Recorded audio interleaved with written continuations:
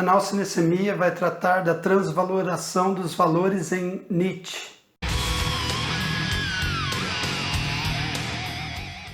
Nietzsche acreditava que era possível criar um novo homem a partir da mudança total dos valores.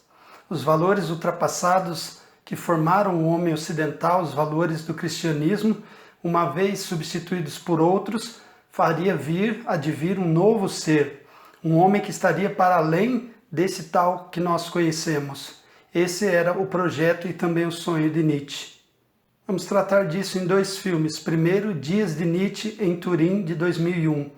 Um filme nacional, um verdadeiro achado da nossa cinematografia, traz a figura de Nietzsche, interpretado por Fernando Eiras. Ele é um homem que vai até Turim, é um filósofo, é um pensador. Ele vai até a cidade italiana para pensar, para arejar as ideias, e lá ele encontra os seus melhores dias. Por quê? Porque os seus melhores textos, as obras, os livros são produzidos na sua estadia na cidade de Turim. Então, enquanto ele fica no seu apartamento, enquanto ele passeia pela cidade, ele tem todas as inspirações e as suas ideias são atemporais. Ou seja, elas são de outro tempo, elas são intempestivas, a filosofia a golpes de martelo, também conhecida como filosofia do futuro, porque claramente os homens daquela época, daquele momento histórico, não entendem a proposta de Nietzsche.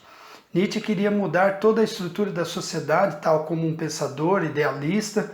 Ele queria que tudo fosse reedificado, reconstruído, mas para isso era preciso que os homens entendessem que a moral era hipócrita. A moral que constituiu a ética dos homens é uma moral falida e decadente, uma moral que apenas foi capaz de criar uma horda de fracos e ressentidos.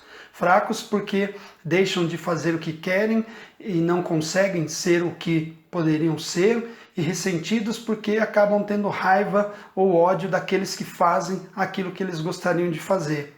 Então Nietzsche faz uma crítica contundente a tudo isso.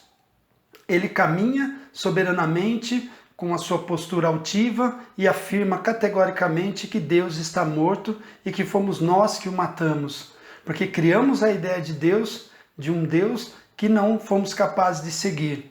Então abandonamos esse Deus quando vimos que ele não servia aos nossos propósitos.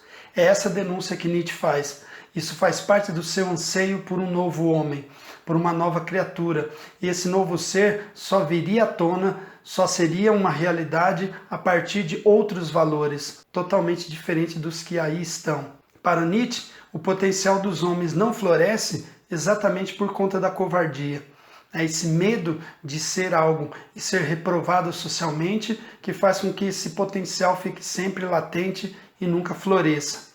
Nietzsche, então, é um homem póstumo, um homem que nasceu à frente do seu tempo e que não será compreendido pelos homens do seu tempo.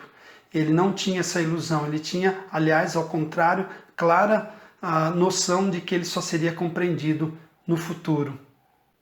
Outro filme, A Ilha do Medo, de 2010, filme do diretor Martin Scorsese, traz Leonardo DiCaprio interpretando Ted Daniels, um detetive que vai parar numa ilha onde tem um hospital psiquiátrico, uma pessoa é dada como desaparecida e ele precisa encontrá-la. Porém, quanto mais ele investiga, quanto mais ele se aproxima da verdade, mais ele percebe que a verdade é algo complexo, que a verdade ela pode ser forjada, ela pode ser fabricada, construída e ela pode também configurar uma ilusão. Ele percebe que sempre há algo que falta ou há algo que não faz o menor sentido. Mas o que eu quero frisar com esse filme, dentro da proposta do Nietzsche, da transvaloração dos valores, será que as pessoas podem mudar? Será que as pessoas podem realmente reverter a sua natureza violenta? Que nós podemos ser transmutados por um processo psicoterápico ou psicoterapêutico? O que é preciso acontecer na vida de uma pessoa para que ela mude? Algum trauma, algum sofrimento, enfim, o que é necessário? Então, o filme mostra que os homens precisam ser testados, precisam ser levados ao limite, precisam ser observados para que a sua verdadeira índole se manifeste e que aí sim possamos fazer uma avaliação mais acertada dessa índole, dessa constituição moral, ética desse indivíduo. Ser violento é a nossa única opção? Ou seja, será que nós não somos violentos por conta de todas as regras que nos cercam? Será que se nós formos colocados numa situação de ou eu ou ele, nós não temos outro recurso senão recorrer à violência? É isso que esse filme, em determinado momento, coloca de forma bem explícita, bem clara. Então, será que, no caso do Nietzsche, a transvaloração resolveria os problemas da humanidade? Seria capaz de moldar um novo ser? Seria capaz de extirpar a violência? Porque até hoje, até o momento, quando nós olhamos para a história da civilização ocidental, nós vimos que a visão de mundo é moldada pela violência.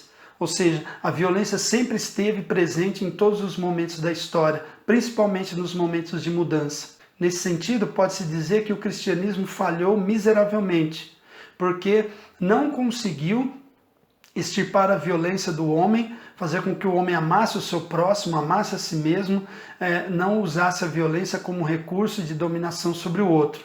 Nesse sentido, então, Nietzsche estava certo ao dizer que o cristianismo criou uma religião de fracos e ressentidos e que Deus está morto, afinal. Então, 2 filmes, Dias de Nietzsche em Turim, 2001, e A Ilha do Medo, 2010, tratando da questão da transvaloração dos valores no filósofo Nietzsche. É isso aí, nos vemos no próximo vídeo e até mais!